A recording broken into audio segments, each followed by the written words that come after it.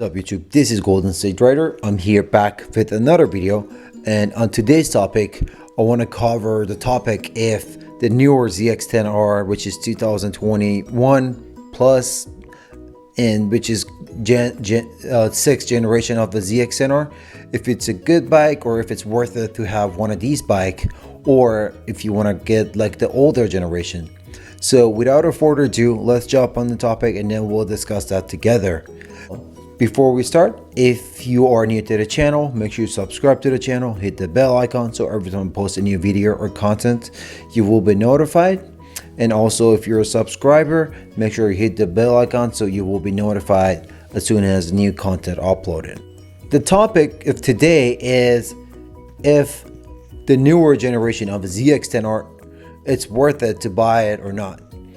Well, when you say the newer generation, of course, for this 2022 ZX-10R, they have changed a lot of things as far as the face of the bike, how it looks, and they did the engine for the 99%. It's the same. Like, they didn't make any like major changes on the engine and the motor. They're all the same, but like there are a lot of differences on how the bike looks and how the electronic works, as well as the main thing, it was the TFT dash, as well as the face of the bike. So those are the things that's been changed a lot. Let's say the rear end of the bike, it's still the same. I would say from 2016 until 22, the tail end of the bike, they're the same.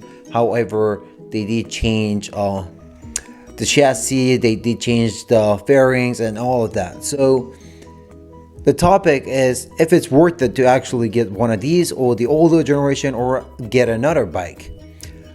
First thing first, if you want to get an up-to-date bike, let's say 22 out the door like I got, the MSRP on the bike, it's 18,900 something. I mean, let's say 19,000 even, right? And then based on where you live and on your county and your tax income and all that can go out the door. That can cost you anywhere 22,000 to 24 to 25,000. Like I said, that's based on the tax and all that. And then let's say if you're financing it, then additional interest comes on, and then like the finance charges and all of that. And then let's say you bought the bike, you have the bike in your possession. Now all of us, we are into doing the modification, and then we want to like modify our bikes, and the main thing would be the exhaust. So the modification itself, let's say basic modifications, just a regular slip-on exhaust or full system, I don't know, getting rid of the tail light and like installing or getting rid of the blinkers and all that. Initial cost of the modifications for something simple that can cost additional 1,000 to 2,000. Like let's say on the exhaust, if you are going for full system, that's like $3,000 plus for a good system, full system, and then all other stuff. So when I say it's worth it to own one of these bikes or not, is because for the price you pay, you must enjoy the bike. Let's say if you want to just ride around the town, you don't want to do anything like you don't want to go crazy and speeding, racing and all of that, there isn't really no point for you to get one of these fast bikes and then just ride around the town with it. Like for the riding around the town 600, it's the perfect fit. And because how the gearing goes and how short are the gears, let's say on a 600 you go through the gears a lot, but on the 1000 riding around the town, you barely get to the third or fourth gear because the gearing is so tall. And there is a logic behind it. The reason is because 1000cc, not only ZX-10R but all other 1000cc, they're made for track and then like speed only. Let's say if you don't do track, but at least you must be able to do speeding and all of that. I've seen a few YouTubers that they did buy the newer ZX-10R, but like they honestly don't know how to ride it, and then they're just like hitting twisties and all that, but they're at like 40 miles. So what I'm trying to become across is not to shit on anyone, but like get something that you enjoy and get something that is worth it. You know what I'm saying? So don't get something that is you spend so much money on, and you don't, like, let's say the best street rider out there, will not get to use 100% potential of even I would say 600, because you really can't use 100% potential of the bike. You must be on a track, you must be professional, know all the technique and all of that in order to get the 100% potential of the bike. And then when we're mentioning 100%, we're talking about like Moto America, World Superbike, or MotoGP. Those are the riders who use 100% of the bikes and all of that. But like for street riding and riding around the town, I don't think the 1000 does matter, right? Like I said, unless you're going to a race, unless you're racing someone and like you're doing highway pulls, then yes, it does. So yes, I would say it is worth it, because for the price you pay, you will get a beautiful machine as far as the speed goes, as far as the look goes, and as far as the technology on the bike goes. Let's say I used to have older bikes back in the days, but for example, the fact that I didn't have all those technology, now I do have it, I would never go back on those bikes. I have to. Let's say even when I had a newer ZX-6R, it didn't have this much technology. And even so, let's say, I'm going to give you a good example. The Ninja 400, like that, which started from 2018, right?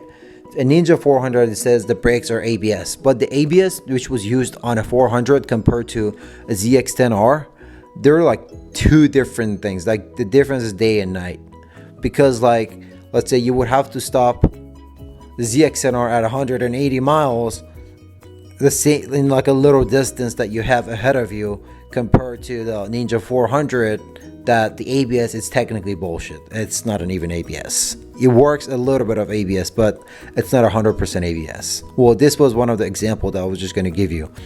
But yes, I would say again, it's worth it to buy it, because you have a lot of technology. And then since Kawasaki changed a lot of things on the bike itself, such as the face of the bike, the way how the electronic works, the new chassis and all of that, made the bike even more priceless, because for the price you pay, you enjoy riding around the town, as well as street riding, as well as track riding. So let's say if you want to take the bike to the track, you get to use it as a track bike with no problem. If you want to ride around the town, you can still use it, because technically the bike has a cruise control. I feel like there are only a few sport bike that has cruise control, so that gives you a little bit of the room. Okay, now you can cruise on a highway, which is a good thing. I'm not complaining why there's a cruise control, but yeah, I would say it is worth it, because super fast machine, you having a lot of technology that saves you from any crash. Well, when I say saves you, it all prevents them. Let's say your traction control, your relay control, your lunge control that comes on the bike, that all saves you and prevents you from crashing your bike. And then if you do it, then I don't know what you did. But like, for example, traction control, it's really a good thing to have on a motorcycle. It's really helpful, especially for newer people, like let's say people who jump from a smaller cc bike, or they start on a 1000 cc. The traction control comes handy and does help a lot.